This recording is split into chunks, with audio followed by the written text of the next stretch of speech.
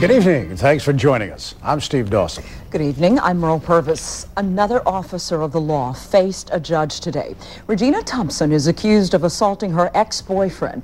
She's been ordered to stay away from him. She is one of several officers recently found on the other side of the law.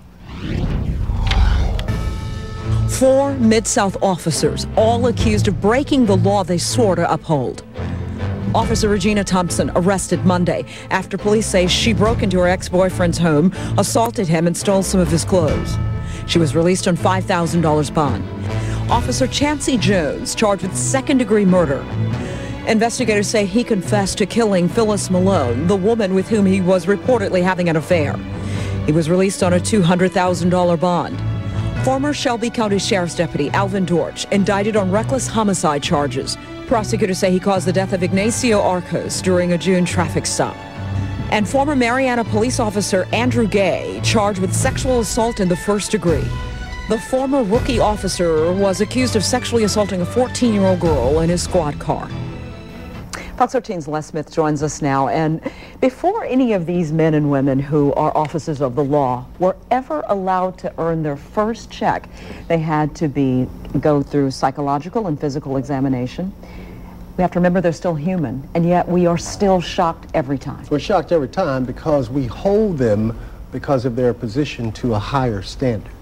But not everybody can maintain that standard. I think the saddest part is that the minuscule percentage of those bad cops too often unfairly reflects on the thousands of other police officers who do successfully serve and protect. But considering what they face daily, it's a wonder there aren't more cops turning to the dark side of the law.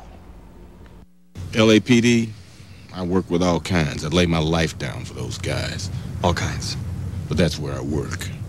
This is where I live. In the soon-to-be-released movie thriller Lakeview Terrace, a bigoted police officer eventually takes his feelings of resentment over the edge into violence. Never roll your window down when somebody does that. However, within the last week, the violent behaviors of some Mid-South law enforcement officers have made real life eerily imitate art. From allegations of murder to rape and assault, the integrity of those in the proverbial thin blue line is under assault again from within their own ranks. They're human. I mean, we're not, they're not supermen and women. We're human. We're prone to make mistakes, and we have to be accountable for those mistakes. People who already have an image of the police as someone they don't trust or they don't like, it's easy to jump to a decision that, see, the police are bad, when, you have thousands of police officers who haven't committed acts like this. While most agree those officers who perpetrate crimes themselves are but a small percentage overall, University of Memphis psychologist Jim Whalen believes that given the nature of the job stress and the on-the-street culture they operate in, it could be considered surprising there aren't more instances of good cops gone bad. They spend a lot of their time dealing with the part of our world, the parts of our city that most of us either ignore or would like to ignore. They see things that most of us don't want to see. Whalen contends it's the officers' constant exposure to the street, where a culture ruled by violence and dishonesty have long ago displaced normal society standards that, in effect, create a netherworld where anything goes, even if it means crossing over the line while wearing the badge. It provides actually a model for here's a way to solve a problem sometimes. And because they see it so often, it now becomes real and accessible, and that's one of the risks, I think, of being in law enforcement. Power must come with responsibility and hopefully come with wise decision-making. U of M Associate Professor of Criminology and 25-year police veteran Dr. K.B. Turner agrees, just like everyone else, police officers are often reflective of various societal ills. We do the best we can with respect to trying to select the best person for the job.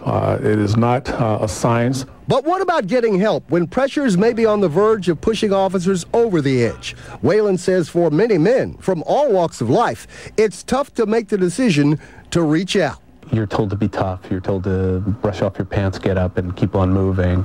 And sometimes we do that and we're ignoring the slow buildup of the stresses and strains in our life, the pain that we may be experiencing, but we don't want to. There are training seminars that are designed specifically for officers to deal with and to cope with the events that occur on duty. It should serve as a wake-up call to have a response, to what is happening, to hopefully prevent, additional incidents from occurring. And now we want to hear from you. Right now on myfoxmemphis.com, we're asking for your vote and opinions on whether it should be mandatory for police officers to undergo a psychiatric evaluation every year on the job. Now you can vote yes or no, and then you can link up to our message board for comments.